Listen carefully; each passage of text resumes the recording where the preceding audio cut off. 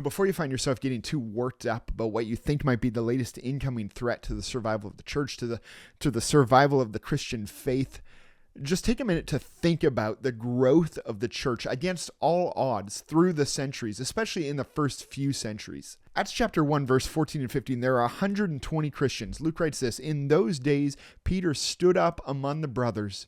The company of persons was in all about 120. Acts chapter 4, verse 4, it's up to 5,000 men. Luke writes this, "But many of those who had heard the word believed, and the number of the men came to about 5,000. Like just 5,000 men, add women and children, and you're far above that." Acts chapter 21, verse 2, 70 years into the first century of Christianity, and Luke writes, "There are many thousands of Christians. And when they heard it, they glorified God. They said to him, 'You see, brother, how many thousands there are among the Jews of those who have believed.'" Now skip way ahead. By the year 300, estimates are that there were between 5 and 7.5 million Christians. In that time, Constantine the Great, the Roman emperor, declares himself a Christian. Like one day around noon, he looks up into the sky and he sees sitting overtop the sun a cross formed from the sun's rays, and he claims to hear a voice say to him, "By this we conquer." At that, he converts to Christianity. He stops the persecution of Christians, essentially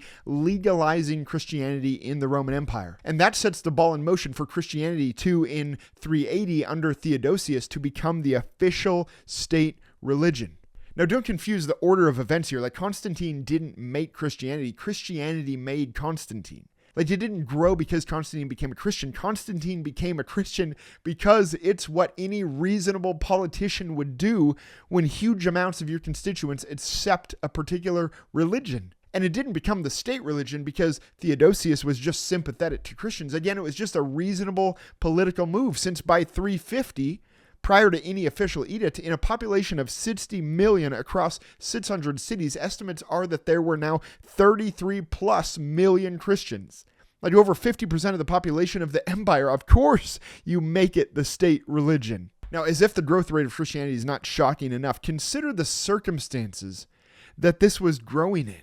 Like think about epidemics. 165 AD, what some have deemed as smallpox, swept through the empire. Over a course of 15 years, it killed a quarter to a third of the population, including the emperor himself, Marcus Aurelius. Then 251 AD, another epidemic. This time some seem to think it was measles, but whatever it was, it goes into the cities, into the rural areas, and kills just as many people again. Like how does Christianity grow in those circumstances when people are dying and disappearing? How does evangelism continue in those situations? Thucydides, a 5th century historian, he said this: people were afraid in those epidemics to even visit one another.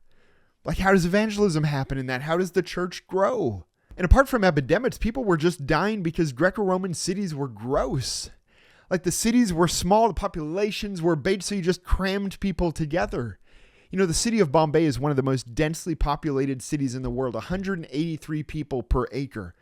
But estimates of Greco-Roman cities are in the 195 people per acre range. And the results of high density are low sanitation. One scholar wrote this: the notion that Greco-Roman cities enjoyed efficient sewers and sanitation turns out to largely be an illusion.